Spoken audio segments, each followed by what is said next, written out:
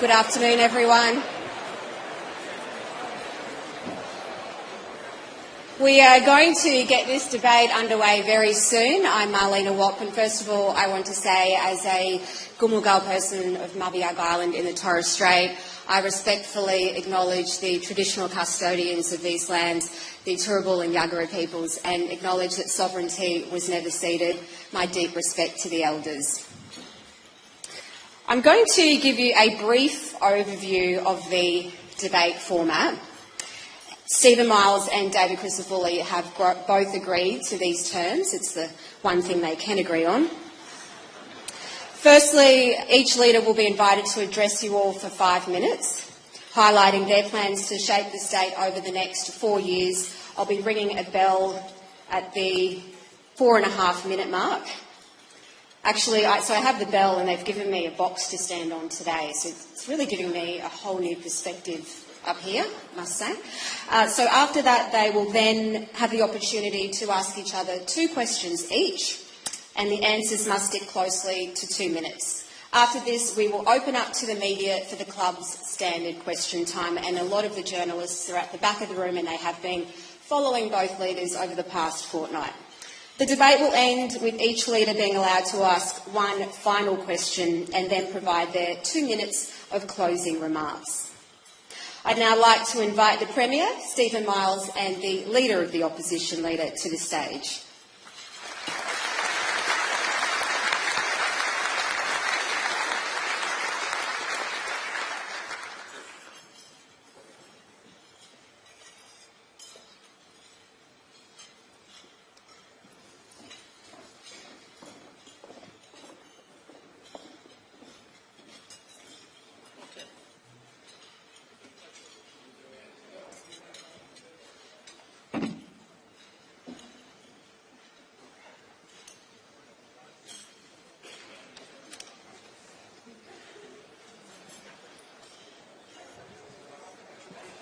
An awkward handshake or not? I don't know. Okay, as you saw earlier, we had the coin toss. The opposition leader has elected to be the first speaker. Over to you. Thanks, Marlena. Premier, ladies and gentlemen, the question I've asked many times during this campaign is, after 10 years of this government, are things better or worse when it comes to youth crime, health, housing, cost of living, and who's got the right plan for Queensland's future? Today I'm going to pose another question. What does it mean for Queensland to wake up on the 27th of October to a 4th term and 14 years of this government? What does it mean to Victor White, who lost his wife allegedly at the hands of repeat young offenders, and the other 289,657 victims of the youth crime crisis? And what does it mean for the safety of your family in the next 4 years? What does it mean for Noah and Lara, part of the 36.5% of Queenslanders who don't own a home, the lowest percentage in the country? Or Helen, who I met at Foodworks yesterday, who's one of the 45,987 Queenslanders on the social housing waiting list? And what does it mean to you and your family and the pressures your household budget is under?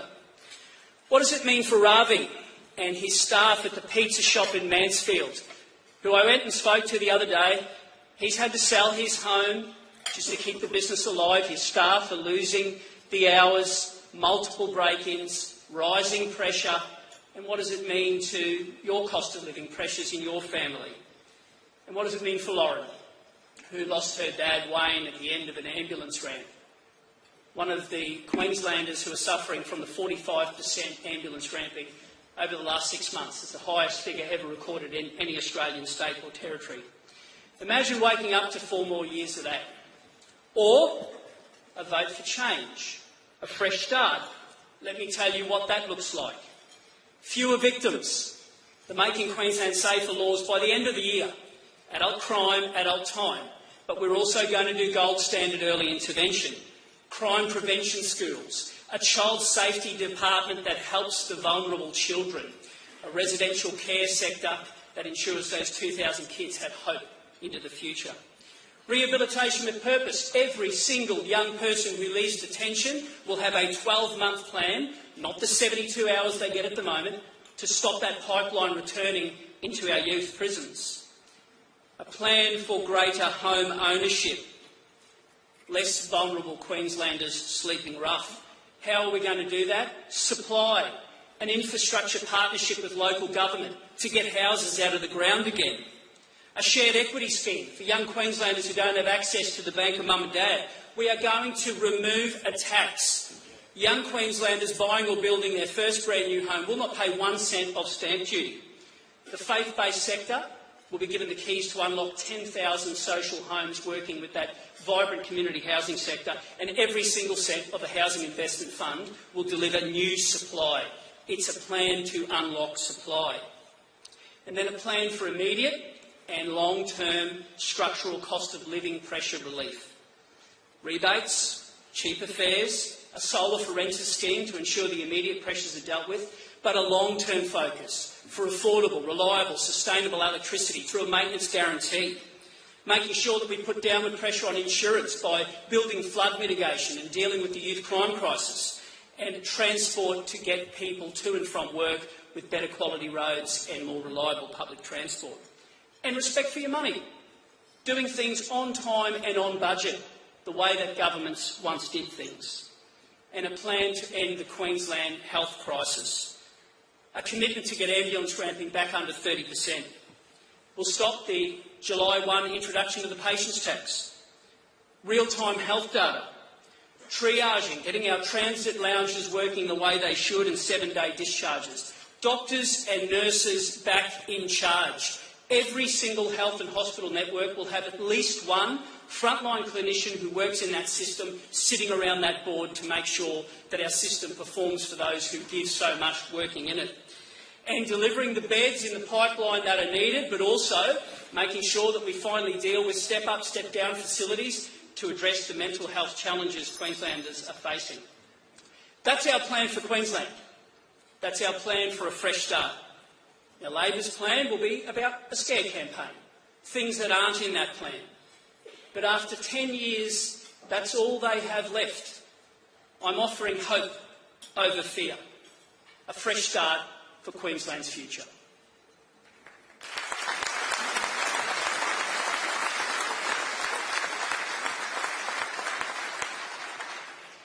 Premier, over to you. Thank you, Marlena, and thank you, David. I said at the outset that this campaign would be about two things: who you trust most to address the cost of living and to deliver a plan for our state's future. And on cost of living, I'm running on my record. Being Queensland's Premier is the greatest honour of my life, and in the last 10 months I have worked hard to deliver for Queenslanders. On cost of living, the biggest cost of living package any state or territory has ever delivered. The Putting Queensland Kids First plan, something I'm really passionate about, making sure our young Queenslanders get the opportunity at a great life. 50-cent public transport fares, a plan to deliver GP clinics right across the state that bulk bill, a plan to keep down the price of fuel and deliver competition where there is insufficient competition right now, a plan to build 900,000 homes in the southeast and a more than $3 billion Homes for Queenslanders plan, and a community safety plan that is working, including new helicopters, new police helicopters in Townsville and Cairns and Wide Bay and the Sunshine Coast. Just yesterday, police data confirmed that youth crime had gone down 6% in the 9 months to September. In those 10 months, we have worked hard, we have listened to the evidence, and we have turned a corner. And every single one of those days, I have been honest and upfront with Queenslanders. I have told them what I believe and what I will do. And my opponent has the opposite approach. He won't answer Queenslanders' questions.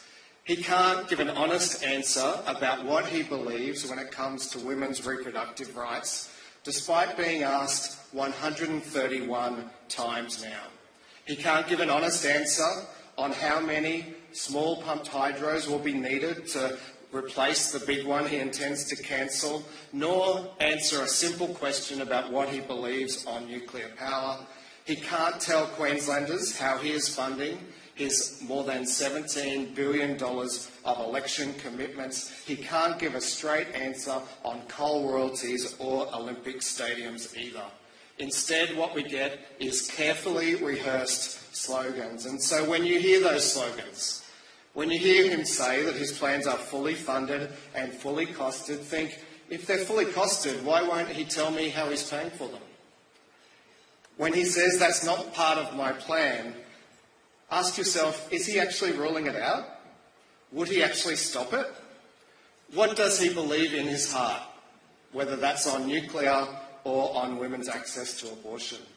And when he tells you that things were better 10 years ago, think, is he seriously telling me that things were better under Campbell Newman? Is he seriously saying that that was a better government? When he says hope over fear, remember what happened last time the LNP said we had nothing to fear. And look at our campaigns. His campaign is entirely based on fear, whereas we have laid out a hopeful plan for our state's future. One with cheaper energy and cheaper fuel, 50-cent public transport fares, bulk billing GPs, one where we can afford to give our young Queenslanders in primary school one decent, nutritious meal every day, all because we have a growing economy that supports low unemployment. That is a vision of hope. The only people who can see hope in the LNP's plan is the coal companies that they've met with 35 times and who are funding all of those billboards you see around town. There is no hope in their plan for women who should rightly fear for their rights. This election is important. It is about who do you trust, and I am running on my record and the fact that every single day I turn up and be honest with Queenslanders.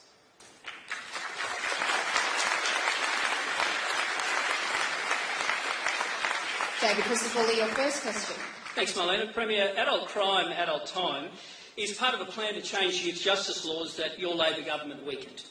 It will impose adult time for juveniles committing adult crimes, including life for murder and raising the sentencing cap for manslaughter, serious harm like wounding, home and business break-ins and robbery, and stealing cars and dangerous operation of vehicles. Stephen, regardless of the election result next Saturday, will you today commit to making these laws by Christmas? Well, thanks for your question, David. And first of all, can I correct you? That's not a plan, that is a slogan. It's a four-word slogan that even your own team admits came out of a focus group. It's not thought through. You can't find a single expert to stand up with you and say it will make a difference. It's estimated to increase the detention population by 50%. You say that will happen by Christmas, but there is no detailed plan for how you will accommodate all of those additional detainees. And so you might be able to run on a slogan when you're the opposition, but when you're the government, you need an actual plan. And that's what we have with our community safety plan, and we know that it is working.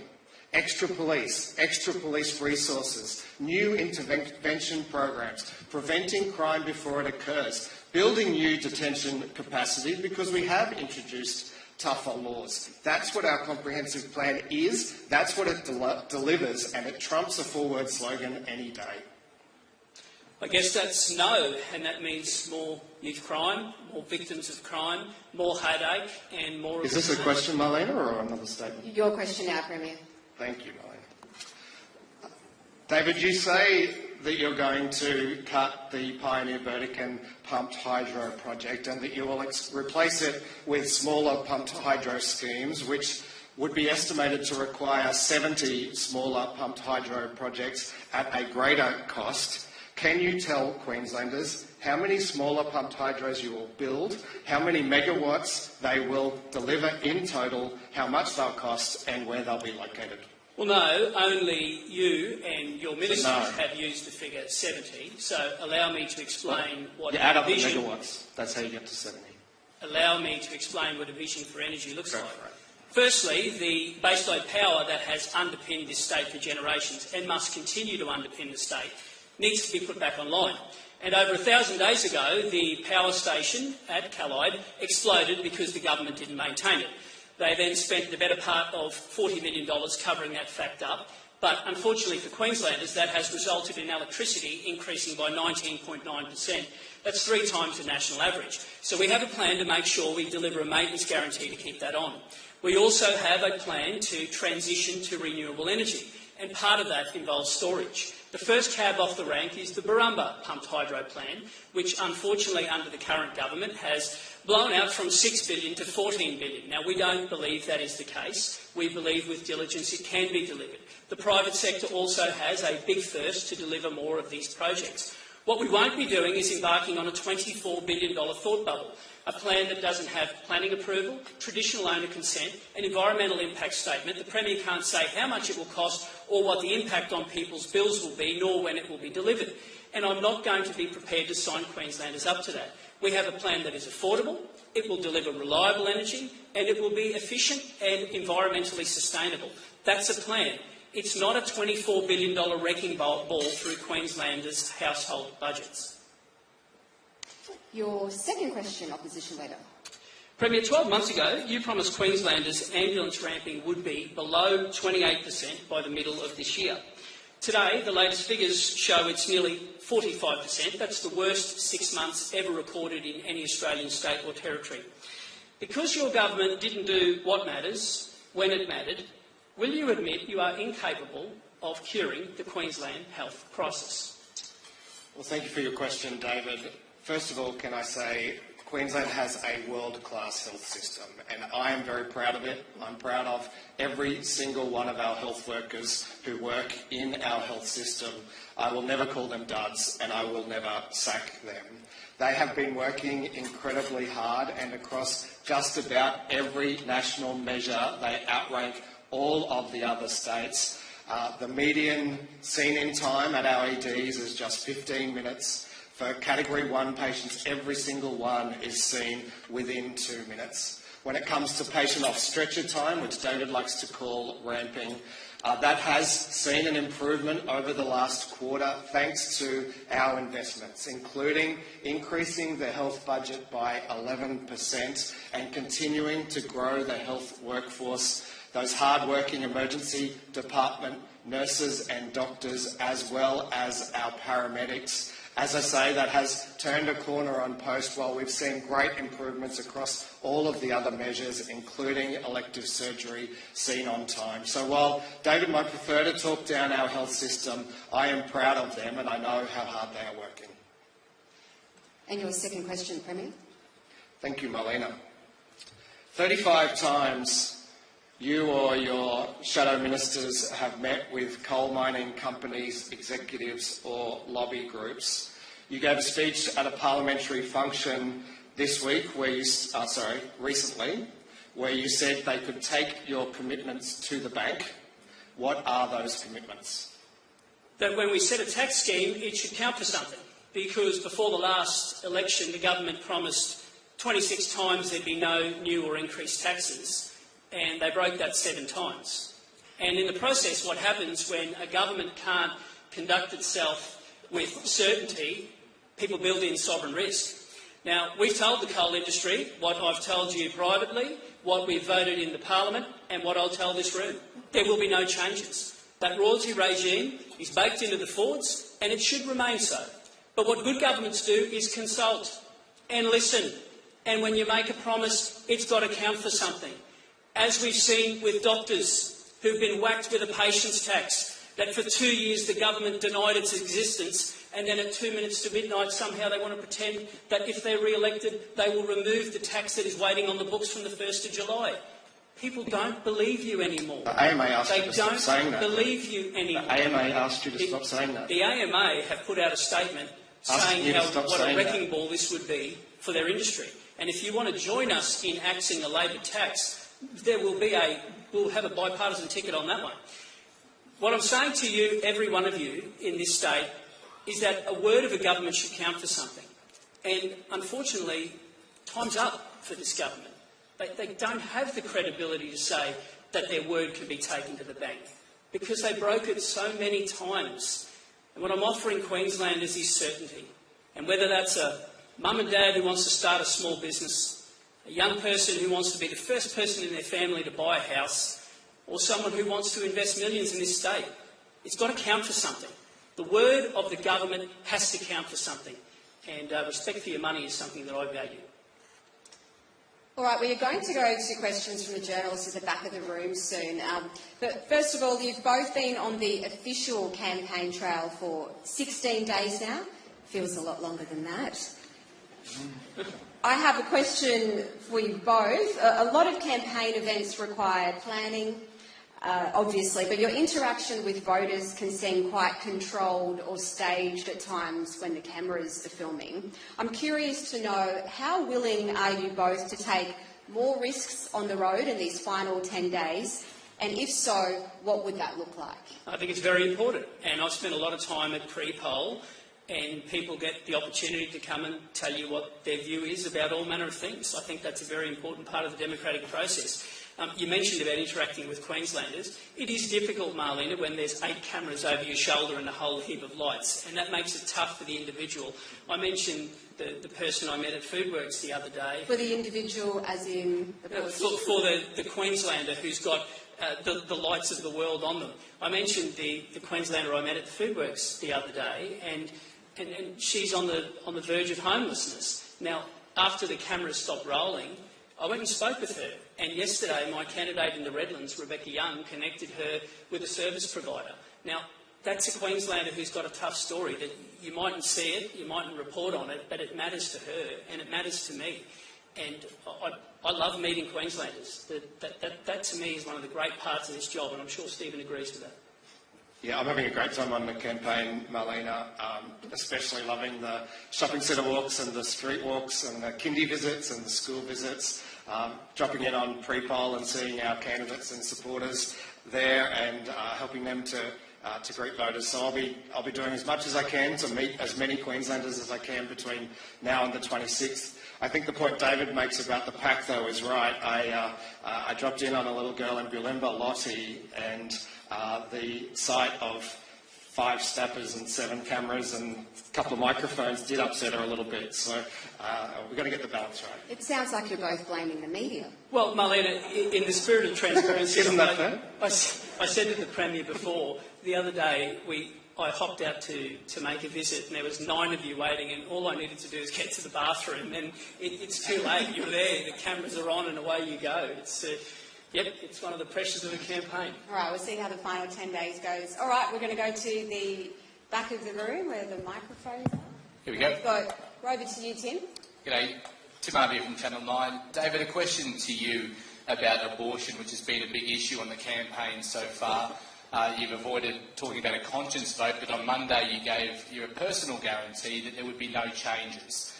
In the first debate, you said you would stand down if crime victim numbers didn't go down. Will you also stake your leadership on no changes to abortion law? Well, Tim, the Premier said I've been asked 131 times, so I'm glad this makes it 132. There'll be no changes. And the reason why I can say that is I know my team, and my team back it. And this guy doesn't even remember the name of 2 of his team. I know my team, and I know what they stand for, and I know the position we're taking to the election.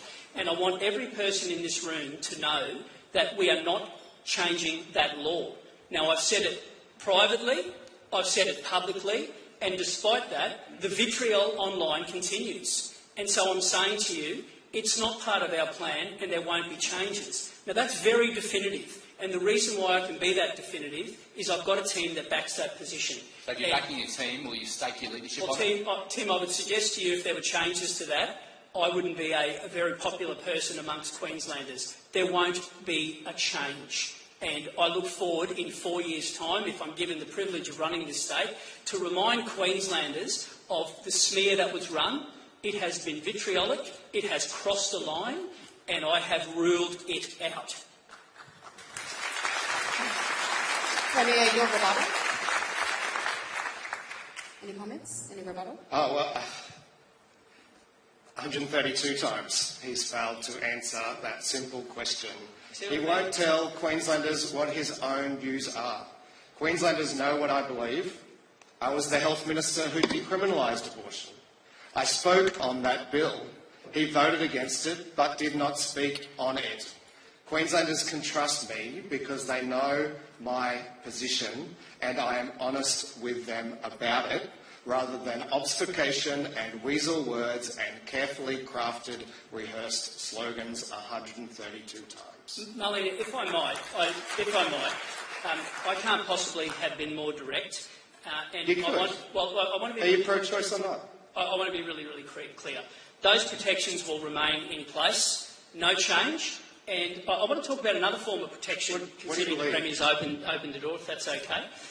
12 months ago, the government made a promise that women who turned up at a hospital after they had been raped would have a forensic examination within 10 minutes. There's just been an audit report comes out that has shown victims are waiting 3 hours. One woman waited 9 hours. Position Leader, we're going to David answered his own question.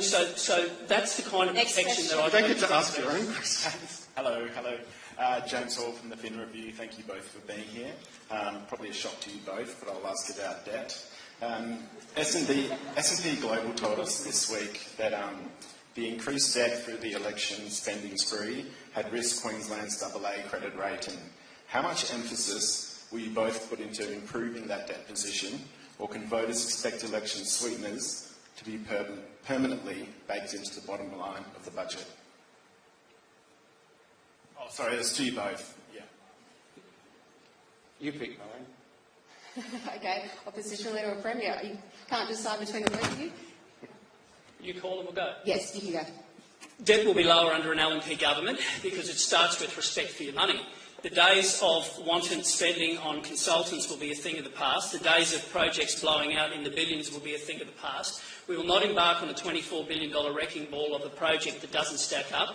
And I'm sorry, but I'm not prepared to borrow approximately $2 billion for burgers at schools. I value money, and debt should be for capital expenditure, not racking up a credit card.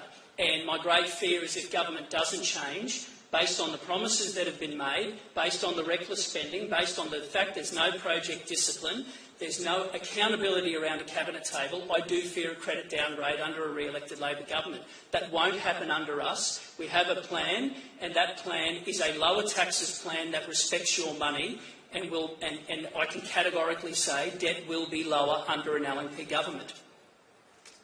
Thanks for your question, James. We are working to a debt envelope that has been publicly disclosed and that the ratings companies are aware of, so it's already factored into their existing stable outlook for Queensland. We will return the budget to surplus in 26-27 after 2 years of deficit. Those 2 years of deficit come after 2 record surpluses, as you're aware. David has committed that debt will be lower, taxes will be lower, but somehow there will not be cuts. And you know from our costings, which are live and on our website, exactly how much we intend to spend, and we have outlined how we will fund all of those commitments. David will not tell Queenslanders how he intends to fund those commitments, including the commitment to lower debt. And it's just another example of one of the key questions in this campaign that he refuses to answer. I just did, Marlena, and this year's cost overrun was north of $9 billion. There's just no discipline. Ministers aren't held accountable, and those days will change if government changes. We'll keep moving now. Hayden Johnson. Hello, Hayden Johnson from the Courier Mail. You've both spoken about being honest with Queenslanders, hope over fear, yet Queenslanders have been exposed to a scare campaign from both sides. Premier, you're basically claiming the LNP will sell hospitals. Your union has attacked a candidate's age, and Mr Crisafulli, you're claiming the Premier has laughed at youth crime, and your deputy has described the ministers as losers.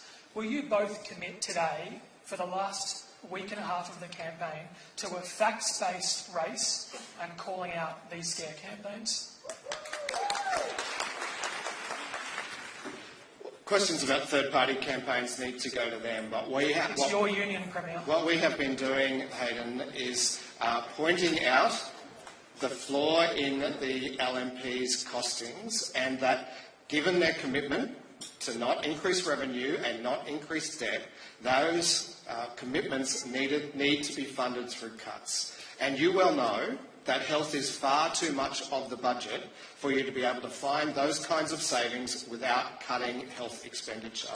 And we will continue to highlight that. We know that one of the worst things the Newman government did was cut our health workers, nurses and midwives and doctors, and we know that they would have to do that again. So no, we will continue to highlight that. Well, good day to the independent people on table 41 with Blocker and the gang, who the Premier has no correlation with. Great to have you all here today. Premier, you are here as a result of that union removing the last Premier and putting you in. So I'm sorry, you can't wipe your hands of their campaign. The campaign that has been waged against what would be the youngest woman ever to enter the Queensland Parliament is a disgrace. Who was the previous youngest? It's a disgrace. Verity Barton, who you knocked off. It is a disgrace. It is a disgrace and should be called out. Just on, Hayden, on your question, you mentioned about a scare campaign. Committing to removing a tax that's due to come in and on the books isn't a scare campaign. Committing to making sure that we hold the government accountable for their record isn't a scare campaign. One thing that the Premier and I will do, and whilst we'll go toe-to-toe today, and that's part of the democratic process, we're always very respectful to each other. We genuinely are. But the contest of ideas has to be there. And I believe Queensland needs change. I believe the state needs a fresh start. And part of that is highlighting the record of the government that Queenslanders are living through, and the other part is putting forward our positive plans. Next question. Hi, Lydia Lynch from the Australian newspaper. My question's to Mr Crisafulli. You've been running a very deliberate small target campaign, so much so that some of your federal colleagues have privately voiced concerns that you'll be left without a mandate if you win the election. You're not taking an Olympic venue plan to the election. You can't explain why exactly you oppose Peter Dutton's nuclear energy plan. You've talked about pumped hydro. You can't say where they'll be built, when they'll be built, how much they will cost. You can't tell Queenslanders how much you plan to borrow to fund your election commitments, and you've repeatedly refused to answer questions about whether you will give your MPs a conscience vote on matters of life or death. So my question is the reason why you're running such a small target campaign because, and I'm quoting you here, you believe you're going to win and win big? Hi, Lydia. Lydia, we're the underdogs, firmly, and history shows that, of the last 12 general elections in this state.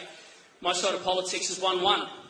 So you can forgive me for pushing back on that. Sorry, Mr Crisafulli, you said in 2021 that you believe you're going to win this election and win it big. Yeah, and any win is a big win when you're starting from having won one in the last 12. We have to win north of a dozen seats. That would be an historic and a very big win.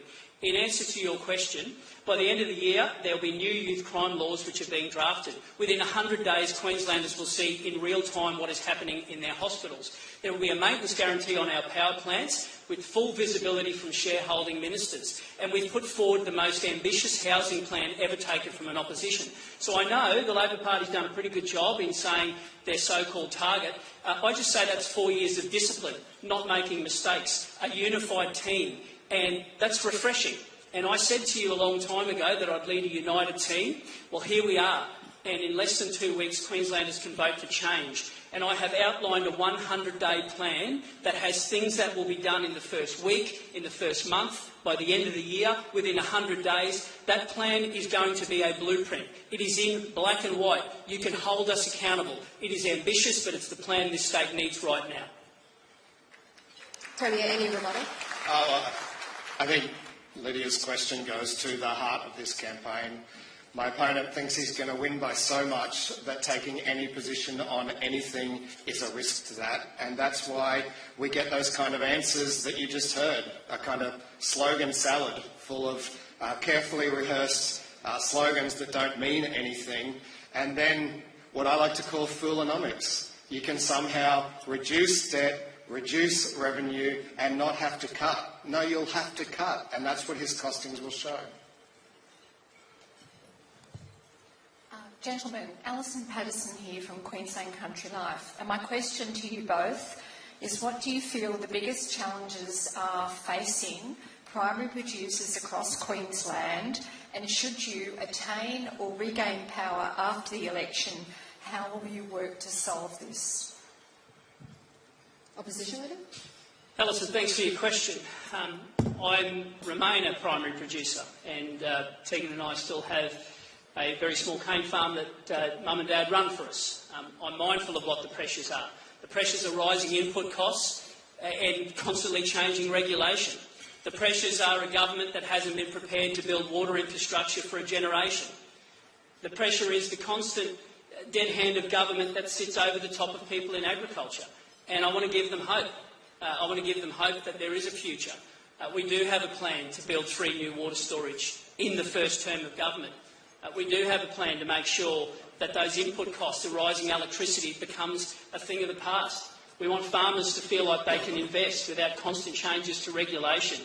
We've mapped out that strategy, and I just have so much faith in the primary production sector to go on to bigger and better things, and we're very ambitious for their future, including the good people of Mosman who have been under immense pressure in their industry, and they're hanging by a thread. Premier, your answer? Thanks, Marlena, and thanks, Alison, for your question. It's a really good and important one. Of course, we are an agricultural state, and it's really important that we continue to support our producers. It's one of the reasons why I want to provide fresh food to our primary school students so that we can teach them to love our Queensland fresh produce. This year I've spent a lot of time with our producers, and what they've raised with me continually has been the way that they are treated by the supermarkets. That's one of the reasons why we held that inquiry. It's also why we've appointed a food farmer commissioner. Their job will be really important, not just in being a voice for our producers with the supermarkets, but they'll also be a really strong voice for our producers in government. And I'm really looking forward to what we can achieve to support them with the support of that extra role. All right, next question. Hello, Jack Mackay from the ABC. My question is for the opposition leader. In 2018, the state government banned property developers from making political donations at local and state elections. At the time, you and your colleagues were critical of that ban and how it applied to state elections. Mr Christofouli, will you repeal the ban on property developer donations if you win this election, and will you seek to make any other changes to the state's political donation laws? G'day, Jack. Well, the reason why we were critical is the report didn't mention state governments. It only mentioned councils, which have the planning approval. But the government of the day sought to create a special rule for developers and a different one for unions. What should happen is it should be a level playing field, Jack. Either everyone should have the same rules, or no one should be able to donate. It shouldn't be, you shouldn't have a different class of people. And at the moment in the state, you have a situation where every registered union is able to spend $1 million campaigning against heavily capped environments for political parties, and you've got some Queenslanders who aren't able to donate to the process. So it should be everyone or no one. You shouldn't have different rules for different people. So will you repeal the ban as it applies to property developers at state elections then? Well, Jack, it certainly doesn't fit to youth crime, health, housing, cost of living, so it's not a day one order of business. Sounds like you're open to it, though. You bet, Jack, because it's fundamentally and philosophically an electoral financial gerrymander. The other thing that has to change is the voting system. On 12 minutes' notice, the government changed the voting system, which made compulsory preferential. The reason why that's the case is because there's this unholy alliance between the Greens and the Labor Party, and it's the reason that they stay afloat in the inner city seats. Queenslanders should go back to what the Fitzgerald recommendation was, and that is optional preferential. If you want to vote for every person, you can. If you want to vote for just one person, you can. That's a fair system. And we had multiple cracks at changing that this parliament, but the government refused to. And despite that, they'll try and somehow make preferences a big deal. Preferences should not be a thing in Queensland elections, and it won't be if government changes. Premier, your response to that answer from the opposition leader? I might help David with how to do a straight answer, because I think what he just said was yes, Jack.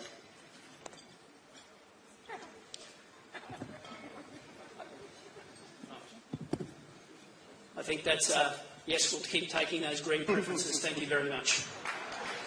Well, That one's you do have a deal with Pauline Hanson's One Nation and the Qatar Australia Party, so I'd watch it. To be clear, we don't want to preference anyone.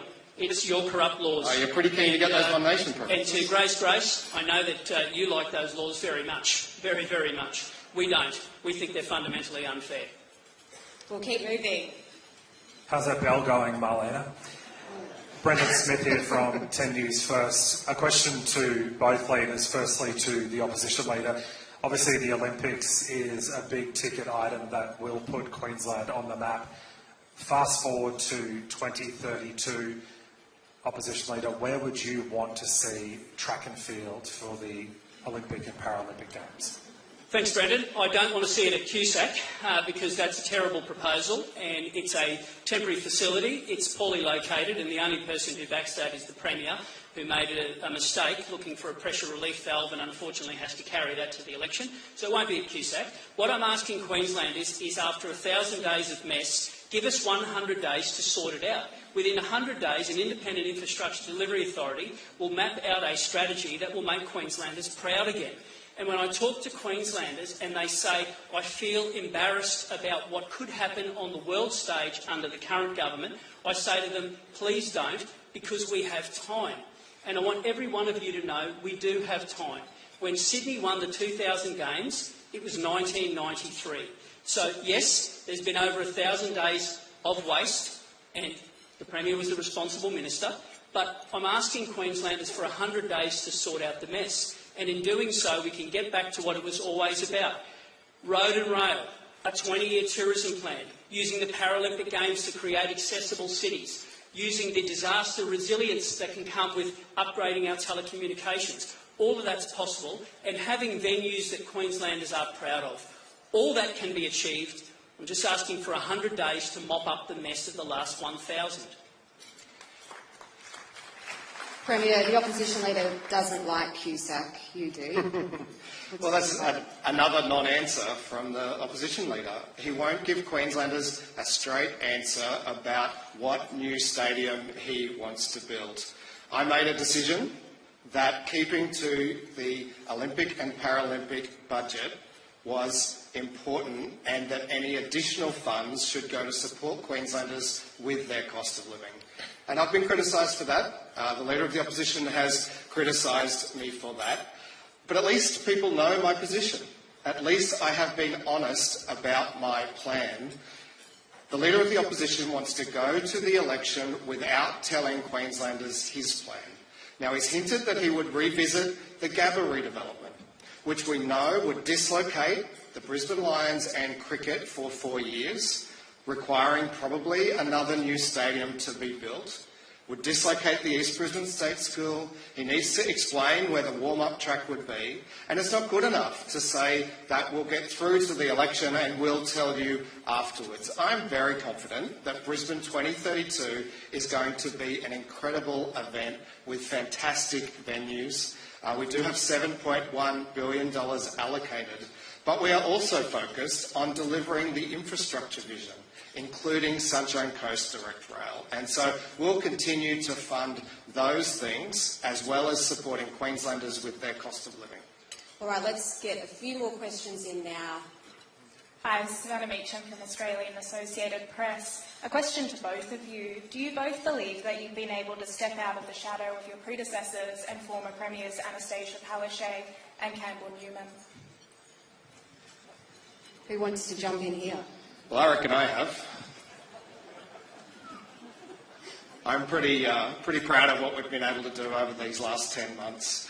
Record cost of living relief, $1,000 energy rebates, 50-cent public transport fares, $200 fair play vouchers, 20% off rego, and we have a plan to do so much more, and that's all been this year alone. David stands there and tells you that things were better 10 years ago. That means he thinks they were better when he was there in the Campbell-Newman government. No, Queenslanders tell me the last 10 years have been really, really tough. And crime victim numbers show it, hospital ramping numbers show it, the number of people on the social housing waiting list shows it, and the record increase in the big kitchen table bills show it. Marlena, in answer to your question, Mr Newman's made a decision to join another political party. He's now campaigning against me at this election. So I don't have to run away from a record of a government I've been involved in for the last 10 years because Mr Newman has made a different decision and gone in a different direction, and I don't wish him any ill. Any other questions? Is that working? Yeah, there we go. Andrew Messenger from The Guardian. Housing is, Brisbane, in fact, is Australia's second most expensive city. So if you want to buy a sort of typical home in Brisbane, you need an income of $175,000, which is twice the median income. I sort of want a yes and no answer first here, and I will hold you to this. Are house prices too high? Are they actually too high? Do you want them to go down or up? Yes, they're too high. David? They are because of the... Yes or no? Well, that's a yes, but, Okay. but I do have the intellectual rigour to answer as well. So, yeah, yes. If only. Yes, because wages don't match the cost of doing it. And there's only one way to fix it, and it's supply. And what gets me particularly upset is when people somehow peddle false hope about all manner of things, including capping rents and some of the other kooky schemes I'm hearing. The way to fix it is supply. And I addressed early on in my contribution, we put forward a $2 billion infrastructure fund, which has one target, and that is going to councils and saying, whoever comes first with ambitious plans to get more stock on the ground will be rewarded. The issue with house prices at the moment is because of supply. A lack of supply causes a feeding frenzy at the bottom end of the market. That means that working Queenslanders no longer believe they can own a home. People are scared when their next rental increase comes up. The social housing waiting list for the vulnerable continues to spiral out of control. And there's been 29% fewer lots released year on year for the last decade. That's the reason we're in the situation we're in. That's created that feeding frenzy. That's pushed house prices to a level that young people can't afford. Sorry for the long answer. I get I'll let you fact check that one. May I ask a follow-up? If lots have gone down, do you want lot approvals to go back up? That definitionally means urban sprawl, doesn't it? It can mean both, Andrew. It can mean more housing options on traditional built form. It can involve urban infill. It can have high-density units. It can be people who choose to subdivide where it's applicable for the back of a property that's large enough or on a corner block, all of those things. But the one missing piece of the puzzle is infrastructure. You have to have the infrastructure, otherwise it compromises the lifestyle of the people who are there. And there hasn't been a detailed infrastructure plan in this state for a generation. There needs to be a detailed review of planning schemes, and you have to have infrastructure embedded. You need to make sure that you've got a proper plan to roll out your schools and your hospitals, your trunk infrastructure. Councils have to have a seat at the table. The federal government has to help contribute to their share of that funding. And then you roll out a vision to make sure that you can deal with it. Yes, we need more supply in all forms. Premier? Only just to correct David there, he said that there hasn't been a review of the infrastructure plan. We reviewed the infrastructure plan and released a new one in February. Right. Any more questions? We'll have to keep moving. No? One for the opposition leader, Matt Tanine from Brisbane Times. It was almost a year ago to the day that you said the LNP would no longer support the state's part to treaty. Your 100-day plan doesn't involve repealing that act. How long will you allow the truth-telling inquiry to continue? Thanks, Matt. I did say that, and I have committed after the referendum that we won't be embarking on that. And I want to do that with respect. I want to do that with decency, but I don't want to see further division in the state. And as a result, we have committed to stopping that process, and we will do it in a timely manner, but I didn't set that as one of the 100-day reviews. But I want Queenslanders to know we are serious about delivering for people who particularly live in those remote communities. There's 16 remote Indigenous communities that have a council chamber. I've been in every one, most of them multiple times. I was at Yarrabah the other day, I was at Palm only a month ago. And when I hear them talk about their desire for home ownership, I have a level of excitement. That's the KPIs I'm committing to. I want Indigenous people to own a home where they live. I want to get school attendance rates up. I don't want to see 12 people plus living in a home. And I made a decision. I looked at the referendum, I reflected on the level of vitriol across the community, and I didn't want to create the same mistake that Mr Albanese did in not pivoting at that point. And I'm not going to divide the state. So you haven't heard me use inflammatory language. I don't. I speak about hope, and I'm determined to make sure that through that process we have KPIs for ministers are held accountable and funding to hit the front line, particularly in those remote Indigenous communities. So no time frame yet in answer to Matt's question? Well, I didn't put it in the 100-day plan, but I have made a position on that, and as I said, it is a position that will be done with respect, with decency, but we have articulated our vision for that, and our vision involves KPIs for service delivery for First Australians. All right, we'll have time for one more, I think. Yeah, just a very quick one to the Premier Stephen Miles on Pioneer Burdekin Dam. We have no idea how much that's going to cost, somewhere between 12 and 24 billion. Can you confirm you'll have to borrow to build that dam? That's correct, Tim, but they are income-generating assets that will generate a return to Queenslanders basically forever. They draw power down when prices are very, very low, sometimes zero or negative, and sell that back into the national electricity market at night. So the capital cost, you're right, is high, but the operational cost is very, very low, and the revenue from them is very, very high. That compares to the alternatives like nuclear, which have very high capital costs, but also very high ongoing costs. And you have to admit that while the planning might not be completed for Pioneer Burdekin, it is much, much more advanced than the unknown plan for an unknown number of smaller pumped hydros with an unknown number of megawatts in unknown locations. One more. G'day, one for the opposition leader, Harry Clark from Sky News. Mr Christopherly, do you accept Queensland Police data indicating decreases in crime this year and data from Queensland Health indicating decreases in hospital ambulance ramping?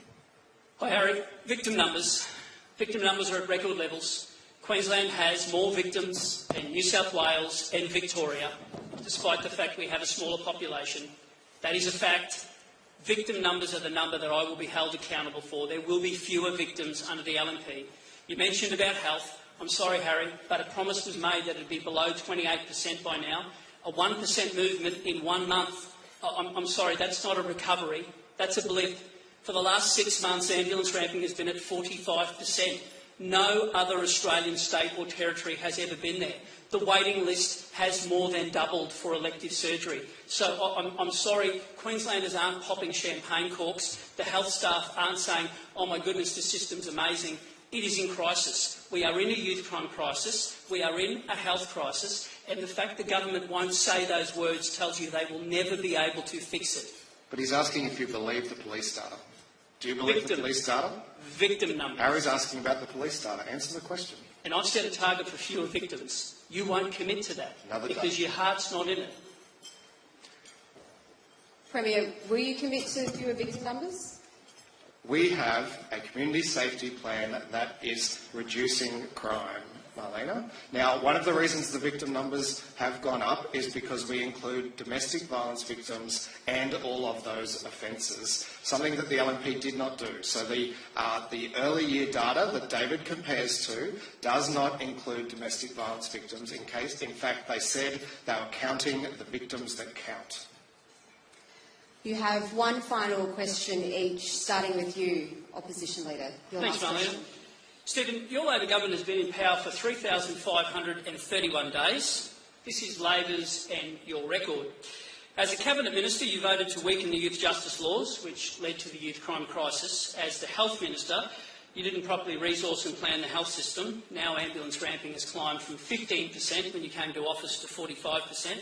The surgery waiting list has more than doubled to 62,000. As the Infrastructure and Planning Minister, you oversaw a $2 billion housing investment fund that still hasn't built a single new home in 3 years that Queenslanders are living in. And as Premier, the cost of living pressures facing Queenslanders has never been higher. Is the reason you won't accept responsibility for your record in government because you are embarrassed by it? Not at all. When you say that things were better 10 years ago, you are trying to tell Queenslanders that things were better under the Campbell-Newman government that you were a part of. You ask about my record, and I am very proud of my record over those 10 years, but I'm especially proud of my record over these last 10 months. I've been honest with Queenslanders. I've shown them who I am and what I believe in. Things like 50-cent fares, $1,000 energy rebates, 20% off Rego, $200 fair play vouchers, free TAFE, free kindy, free tours for first-year apprentices. And now I'm outlining to Queenslanders what I would do if I won a 4-year term, a mandate in my own right. And that would be deliver for them things like cheaper energy prices, cheaper fuel, free school lunches, GP bulk billing practices, 50 of them, right across the state. That's my record, and that's me telling Queenslanders what I believe in and what I will do, something you are unable to do. Premier, your final question. Thanks, Marlena.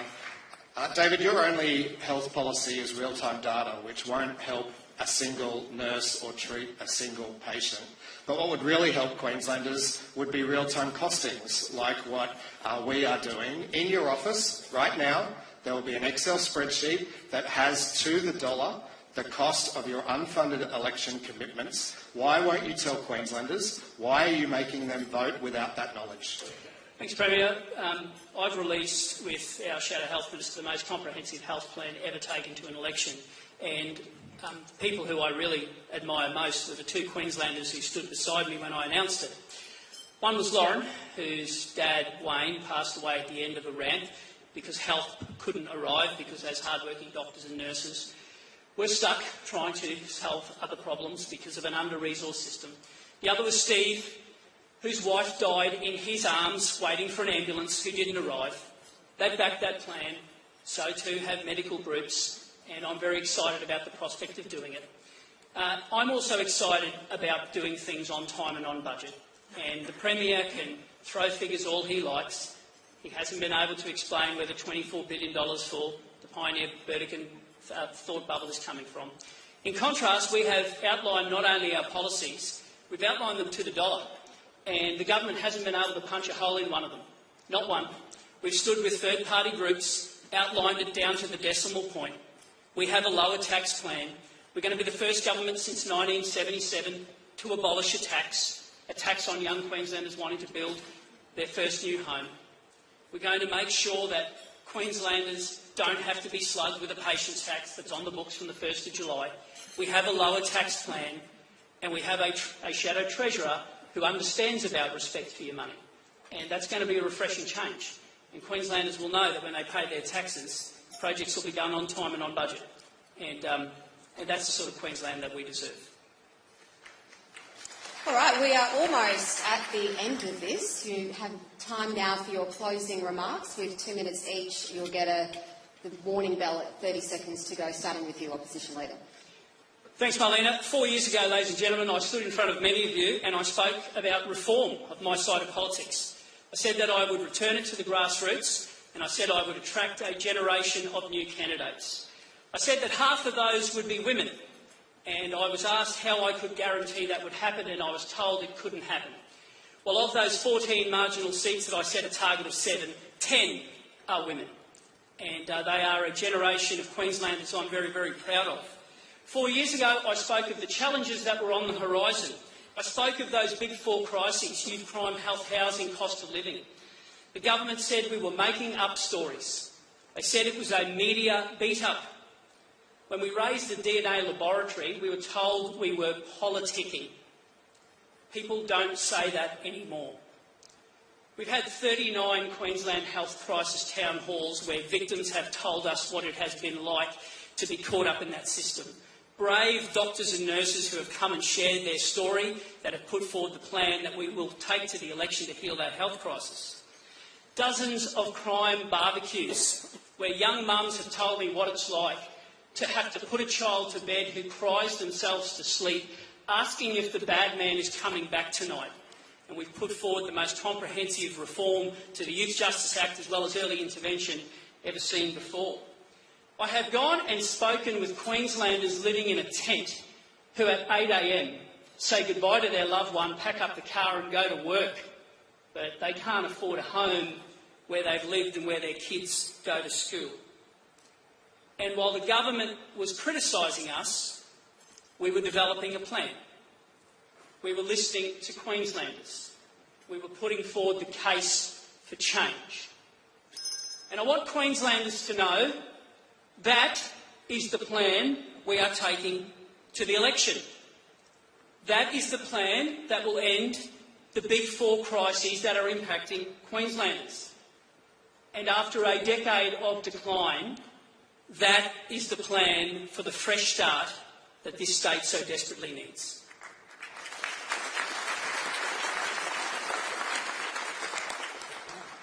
Premier. Thanks, Marlena. Elections are about trust and the future. Queenslanders know me and they know my record. They know what I will do if I am elected on October 26.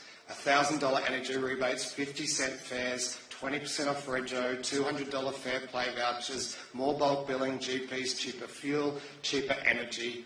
With me, what you see is what you get. The opposition leader will not answer Queenslanders' questions, and you can't trust someone who won't be honest with you, whether that is on costings, on nuclear power, on the location of pumped hydro dams or water dams here in the southeast, whether it's stadiums or coal royalties or women's rights. With me, you get clear and honest answers. With him, you get rehearsed slogans. You might not agree with my position on everything, but you will always know where I stand and what I stand for. The LNP cannot be honest with Queenslanders. I will always be. All right, that brings us to the conclusion of our lunch. Thank you both. Please join me in thanking the Premier and the Opposition Leader.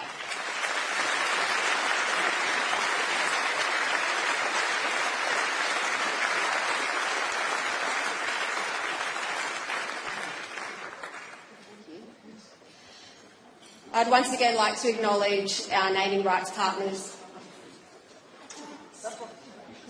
Yeah, I'm still on the box. I'd once again like to acknowledge the naming rights partners, Brisbane Airport Corporation, Virgin Australia and Griffith University, as well as our other event partners.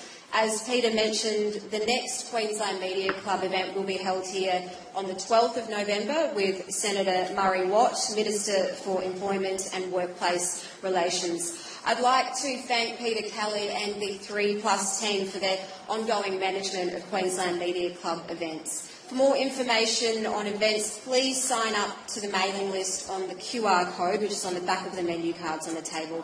Thank you all for coming along today.